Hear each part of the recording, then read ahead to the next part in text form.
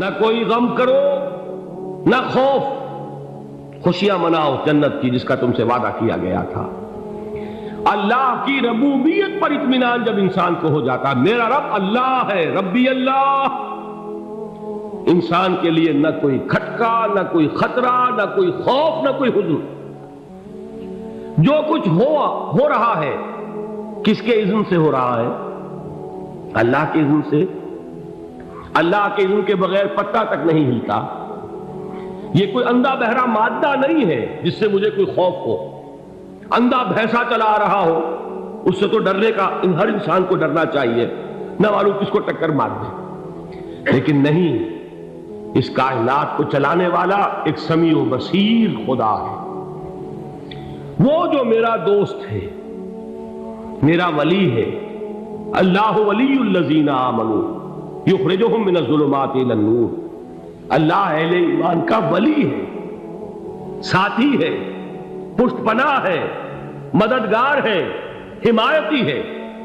بتائیے جسے یقین ہو جائے کہ اللہ میرا مددگار، اللہ میرا محافظ، اللہ میرا پشت پناہ، اللہ میرا حمایتی، اس کے لیے کوئی خوف ہوگا؟ اس سے کوئی ڈر ہوگا؟ میں مثال دیا کرتا ہوں ایک بہت سادہ، پنجاب کے دیہات کی۔ تو بڑا چودھری ہے اور کوئی غریب کسان ہے، اس غریب کسان کے جانوروں کو ہر وقت اندیشہ ہوگا چوری کا، کوئی میری بھینس کھول کر نہ لے جائے، کوئی میرا بیل کھول کر نہ لے جائے۔ لیکن جس کے بارے میں یہ سب کو معلوم ہو کہ وہ جو بڑا چودھری ہے وہ اس کا دوست ہے، اس کی بچیا کو کوئی خوف ہوگا؟ اس کی بھینس پر کوئی ہاتھ ڈالے گا؟ اسے کوئی اندیشہ ہوگا؟ نہیں۔ کیوں؟ کہ وہ بڑا چودھری، بڑا اس کا یہاں کا سردار، جاگیردار، سب کو معلوم ہے وہ میرا دوست ہے، کوئی میرے خلاف اقدام نہیں کر سکتا۔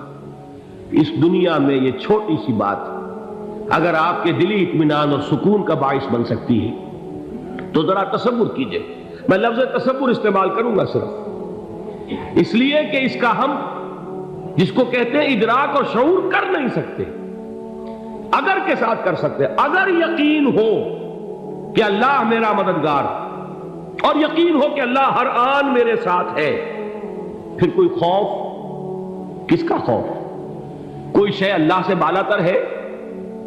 کوئی قوت اس سے زیادہ طاقتور ہے؟ کوئی اس کے ارادے کو بدلنے والا ہے؟ کوئی اس کی مشیت کے آڑے آنے والا ہے؟ یہی بات ہے جو حضور نے فرمائی، یہ ایمان کا حاصل ہے لب لباب، کہ دیکھو اچھی طرح اس بات کو ذہن نشین کر لو، اگر تمام انسان مل کر تمہیں کوئی نقصان پہنچانا چاہے نہیں پہنچا سکتے، مگر جو کچھ اللہ نے لکھ دیا ہو، اور تمام انسان مل کر تمہیں کوئی نفع پہنچانا چاہے نہیں پہنچا سکتے، مگر وہ شے جو اللہ نے طے کر دی۔ آپ پھر میں کہوں گا ذرا طاری کیجئے، اسے فرض کیجئے، اسے سوچئے، اگر اس حدیث پر ہمارا دل ٹھکا ہوا ہو تو کسی سے ڈر ہوگا؟ یہ مجھے نقصان نہ پہنچا دے، یہ میری رپورٹ خراب نہ کر دے، یہ میری انکریمنٹ نہ رکوا دے، یہ میرا یہ نہ بگاڑ دے، یہ میرے یہ نقصان نہ پہنچا دے، اس کا ڈر، اس کا ڈر، اس کا خوف، اس کی خوشامد، اس کے لیے جا کر طرح طرح سے اپنی عزت نفس کو ذلیل کروانا اس کے سامنے۔ یہ سب کچھ کیوں کرتا ہے انسان؟ جب سمجھتا ہے کہ اس کے ہاتھ میں میرا کوئی نفع ہے، اس کے ہاتھ میں میرے لیے کوئی ضرر ہے، یہ مجھے کوئی غضب پہنچا سکتا ہے، یہ مجھے کوئی نقصان پہنچا سکتا ہے، یہ میرا کوئی کام بنا سکتا ہے، یہ میری کوئی ضرورت پوری کر سکتا ہے، اسی کا نام شرک ہے۔ جہاں آپ نے یہ سمجھا کہ غیر اللہ کے اندر کوئی طاقت موجود ہے، وہی شرک ہے۔ بتوں سے تجھ کو امیدیں، خدا سے نو امیدی، مجھے بتا تو صحیح اور کافری کیا ہے؟ شرک تو یہ ہے۔ جس پر بھی تمہیں یہ خیال ہے، کلمہ ہے یہ کلمہ سوم، لا حول ولا قوت الا باللہ، ذرا اس پر دل کو کبھی اگر آپ تصور کریں، پھر فرض کریں، دل ٹھک جائے اس پر، کوئی طاقت نہیں۔ یہی بات تھی جو شیخ عبد القادر جیلانی رحمۃ اللہ علیہ نے اپنی وصیت میں اپنے بچے سے کہی۔ 11ویں دینے والے ہیں، لیکن حضرت شیخ عبد القادر جیلانی کی وصیت اور تعلیمات کو کتنے لوگ ہیں تم جانتے ہو؟ یہ جن مقامات تک پہنچے ہیں وہ کس چیز کی بدولت پہنچے؟ انہوں نے جو پیغام دیا وہ کیا تھا؟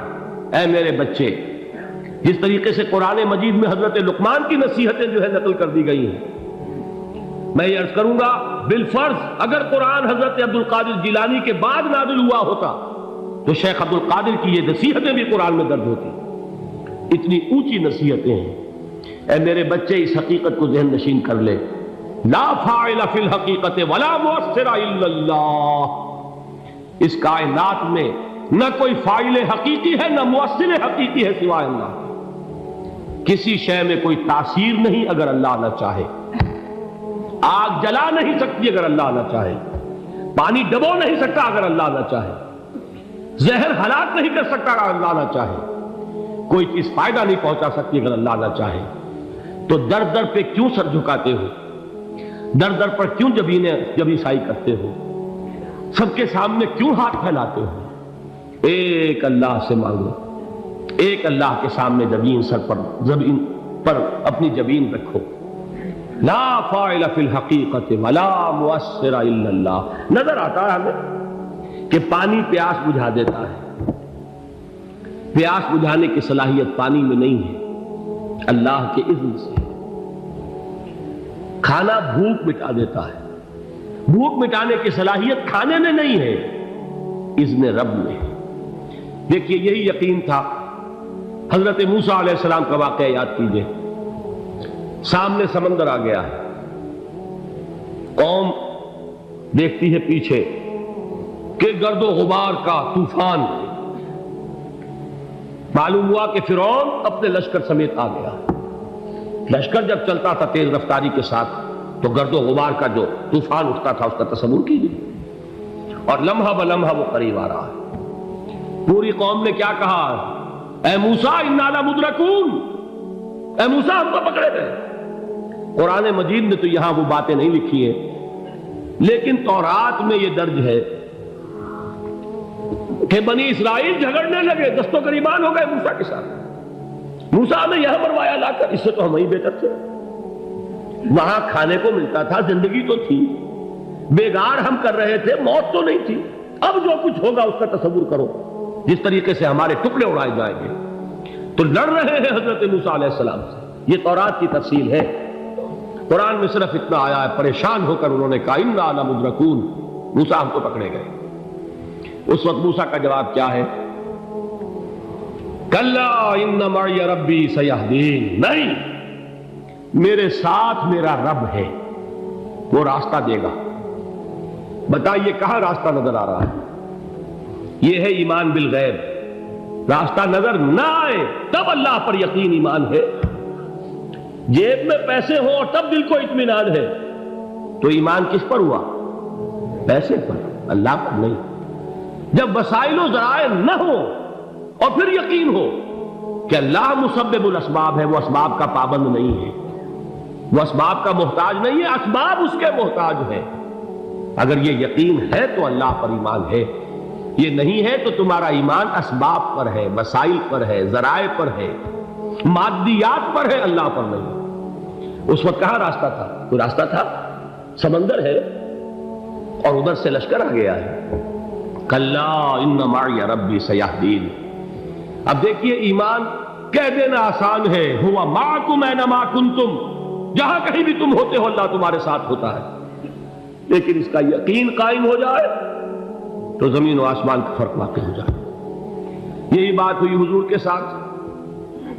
غار ہے، چھپے ہوئے ہیں محمد رسول اللہ اور آپ کے وہ یار غار ابو بکر صدیق رضی اللہ تعالی عنہ۔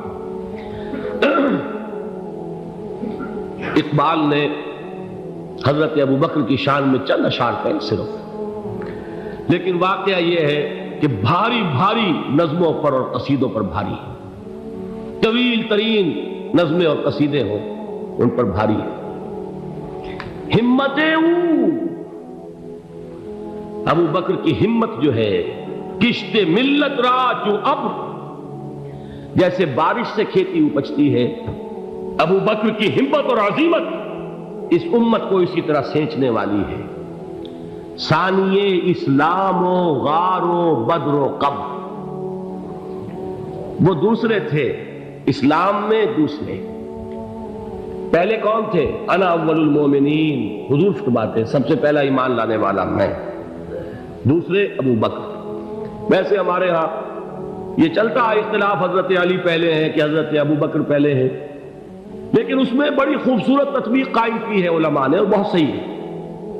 چار کے بارے میں فیصلہ ہی مت کرو کہ کون پہلے، ان کی ایک عجیب تقسیم کر دی ہے۔